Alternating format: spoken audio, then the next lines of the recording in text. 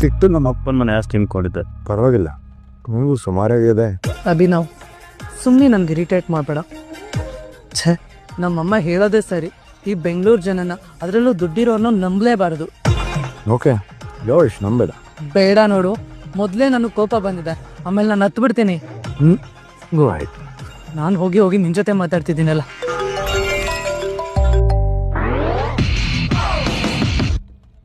Hello miss Navami, ನಾನು ಅಶ್ವಿನ್ ಮಾತಾಡ್ತಿದ್ದೀನಿ AB ಟೆಕ್ನೋಬೈಟ್ಸಿಂದ.